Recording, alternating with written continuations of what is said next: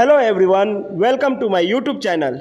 जय हिंद दोस्तों, आप सभी का इजी सॉल्यूशन में स्वागत है। मैं पटना से अमरजीत सर। आज के इस वीडियो में आपको नंबर सिस्टम में इकाई अंक निकालने का इजी सॉल्यूशन बताया जाएगा।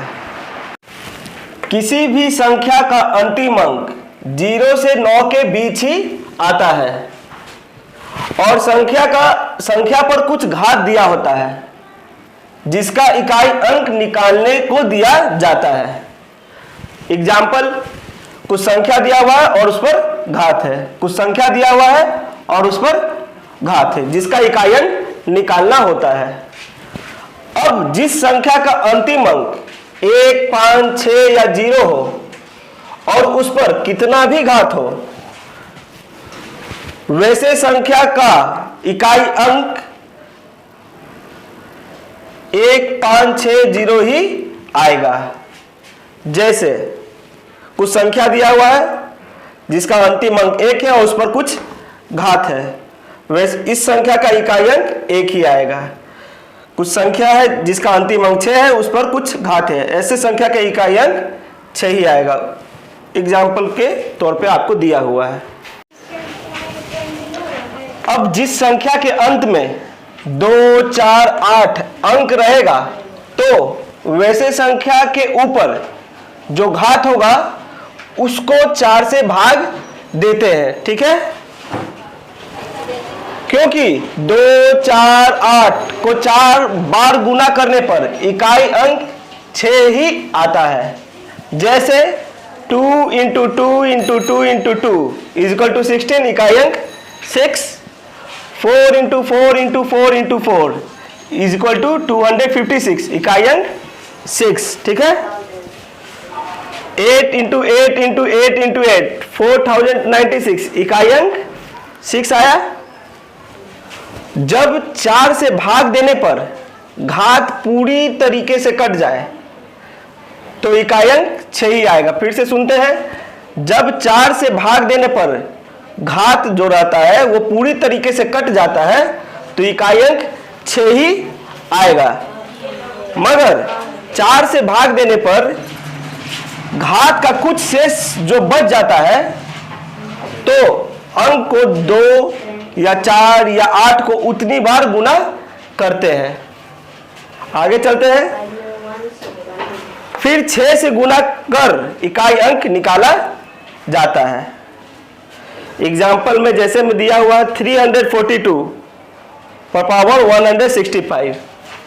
165 को आप 4 से डिवाइड करते हैं तो हम लोग देखेंगे 4 से डिवाइड करते हैं तो शेष 1 बचता है, तो 6 तो पहले से रहेगा और 2 को 1 बार गुना करेंगे तो 6 इंटू 2 आया 12, इकाई अंक मेरा 2 आया यहाँ। अब इधर दूसरे एग्जाम्पल में आते हैं 254 पर पावर 109। 109 को फिर 4 से डिवाइड करते हैं तो 4 से डिवाइड करने पर क्या आ रहा है, शेष मेरा फिर 1 बच रहा है, तो 6 इंटू 4 को फिर 1 बार गुना करेंगे, 4 को 1 ही बार गुना करेंगे तो 4 इंटू 6 इंटू 4 इजकल टू 24, इकाई अंक मेरा 4 आता है, ठीक है? अब तीसरा एग्जांपल है 548 पे पावर 218। 218 को फिर से अब हम लोग 4 से डिवाइड करते हैं तो हम लोगों का शेष 2 बचता है। शेष क्या बच रहा है, 2 बचता है, तो 6 और 8 को 2 बार गुना करेंगे, शेष 2 बचा तो 8 को 2 बार गुना करेंगे, 6 इंटू 8 इंटू 8, 6 इंटू 8 48, 48 को पूरा गुना नहीं करेंगे, जो इसका लास्ट अंक है 8 और ये जो 8 बचा 8 इंटू 8 64, 4, इकाई अंक मेरा क्या है 4, ठीक है?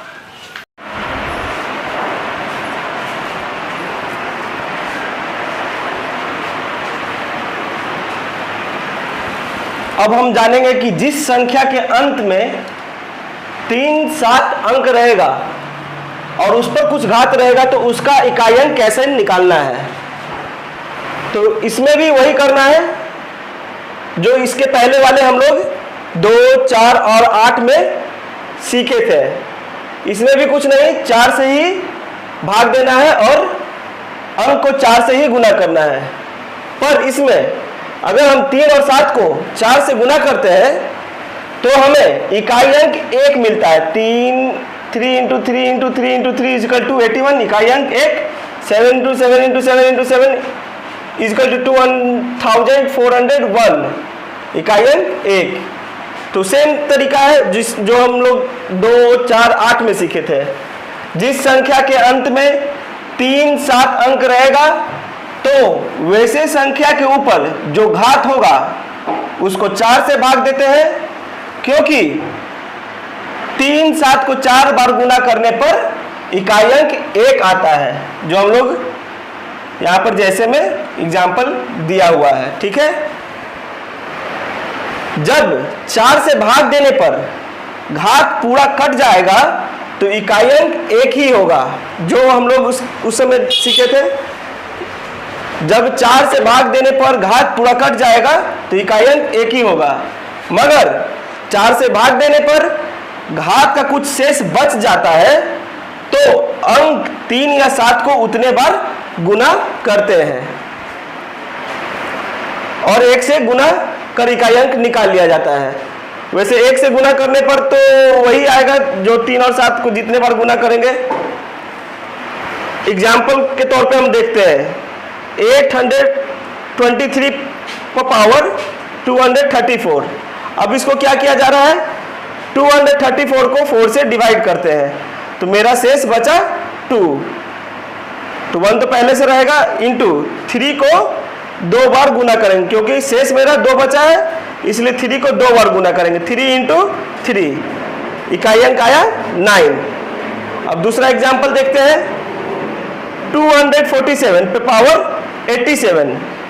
उसी तरह 87 को 4 से हम लोग डिवाइड करेंगे तो हम लोगों का शेष 3 बचता है। 1 तो रहेगा ही, शेष 3 बचा, इस कारण से 7 को 3 बार गुना किए। 7 इंटू 7 इंटू 7, 7 7 जा 49। हम लोग को पूरा गुना नहीं करना है, 9 और 7 को गुना करेंगे। 9 7 जा 63, 3 हम लोग का इकाई अंक निकल चुका है। धन्यवाद।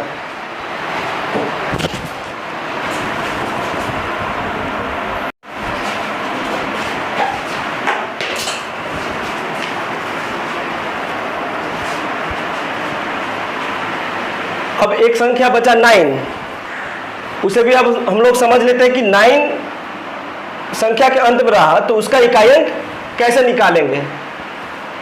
बस कुछ नहीं करना है, आसान तरीका है। हम लोगों को संख्या के ऊपर घात देख लेना है।